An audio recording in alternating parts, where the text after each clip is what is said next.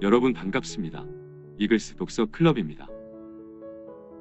오늘은 데일 카네기 인간관계론 중에서 사람을 설득하는 방법 세 번째 원칙, 잘못했다면 솔직히 인정하라에 대한 내용을 함께 나누어 보겠습니다. 우리 집에서 1분만 걸어가면 드넓은 원시림이 펼쳐져 있다.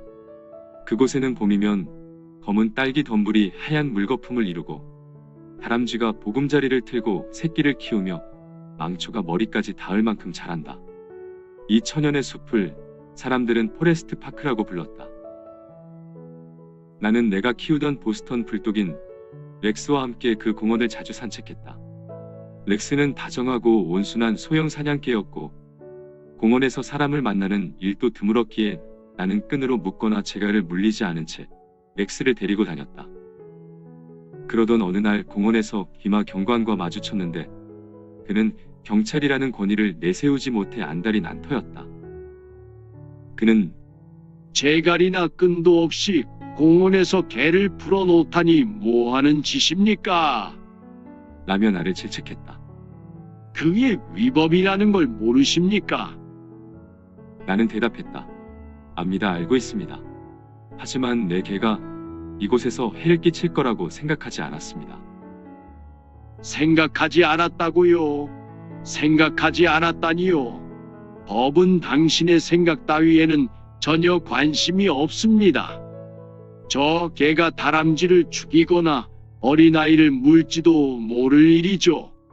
이번에는 눈 감아주겠지만 다시 한번 이 개가 재갈이나 끈 없이 다니는 모습이 눈에 띄면 법정에 출두해야 할 겁니다. 나는 순순히 법대로 따르겠다고 약속했다. 그리고 몇 번은 법대로 따랐다. 하지만 렉스는 재갈을 좋아하지 않았고 나도 마찬가지였다. 그래서 우리는 모험을 하기로 마음먹었다. 한동안은 만사가 순조로웠다.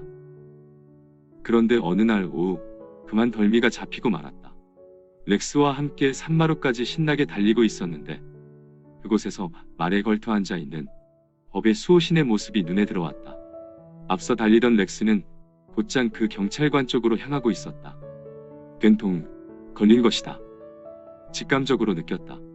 그래서 나는 경찰관이 입을 열 때까지 기다리지 않고 선수를 쳤다. 경관님, 현행범으로 잡혔네요. 전 유죄입니다. 알리바이도 없고 변명할 여지도 없습니다. 지난주에 재갈을 물리지 않은 채 이곳에 개를 데리고 나오면 벌금을 물리겠다고 이미 경고하셨으니 말입니다. 그러자 경찰관은 부드러운 목소리로 이렇게 말했다. 주변에 아무도 없을 때라면 저렇게 작은 개를 내달리게 두고 싶은 유혹을 느낄 수 있겠군요. 나는 당연히 유혹을 느낍니다. 하지만 그건 위법이죠. 경찰관은 글쎄요, 저렇게 작은 개가 사람들을 해칠 것 같지는 않은데요. 라고 말했다. 그렇죠. 하지만 다람쥐라면 죽일 수도 있겠죠. 선생님은 이 문제를 지나치게 심각하게 생각하는 것 같군요. 그럼 이렇게 합시다. 내 눈에 띄지 않는 곳이라면 언덕에서 개가 달리게 풀어놓아도 좋습니다. 그러면 더 이상 우리가 신경 쓸 일이 없을 겁니다. 그 경찰관도 인간인지라 중요한 사람이라는 느낌을 넣고 싶었다. 그래서 내가 자책하기 시작했을 때 그의 자존감을 한껏 키우려면 자비를 베푸는 관대한 태도를 취할 수밖에 없었다. 반면 내가 자신을 보호하려고 애썼다면 어떻게 되었을까? 혹시 경찰관과 신랑이 했던 경험이 있다면 충분히 짐작할 것이다. 나는 그와 맞서는 대신 그가 절대적으로 옳고 내가 절대적으로 잘못했다는 사실을 인정했다. 그것도 재빨리 솔직하고 확실하게 인정했다. 이처럼 내가 그의 입장을 이해하고 그가 내 입장을 이해하자 품위 있게 상황을 마무리할 수 있었다. 상대방이 여러분의 체면을 손상시킬 만한 일들을 생각하고 있거나 말하고 싶어 하거나 혹은 말할 작정이라면 여러분의 입으로 직접 그 사람보다 앞서 털어놓아 보세요. 그러면 나와 렉스에게 경찰관이 그랬듯이 상대방이 넓은 마음으로 여러분을 용서하고 여러분의 실수를 눈감아 줄 것입니다. 실수를 스스로 인정할 용기를 내면 어느 정도 만족감을 느낄 수 있습니다. 죄책감과 방어적인 태도를 말끔히 없애주는 것은 물론 실수로 말미암아 발생한 문제를 해결하는 데 도움이 되기도 합니다. 어떤 바보라도 자신의 실수를 변명할 줄 압니다. 그리고 바보는 대부분 그렇게 합니다.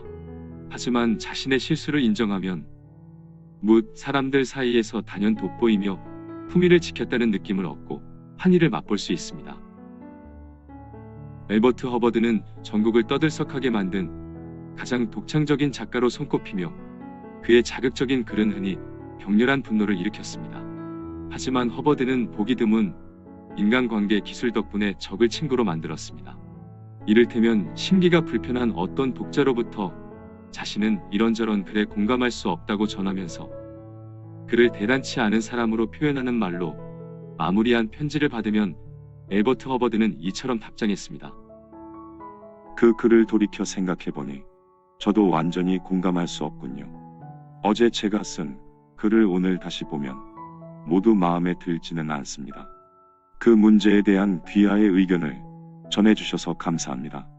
언제 근처에 오시면 반드시 우리 집에 들러주십시오. 그 문제를 철저히 검토해 봅시다. 멀리 떨어진 이곳에서 악수를 보냅니다. 당신의 친구로부터. 여러분을 이렇게 대하는 사람에게 무슨 말을 할 수 있겠습니까? 우리가 옳다면 온화하고 세련된 태도로 사람들이 우리의 의견에 동조하도록 만들어 봅시다.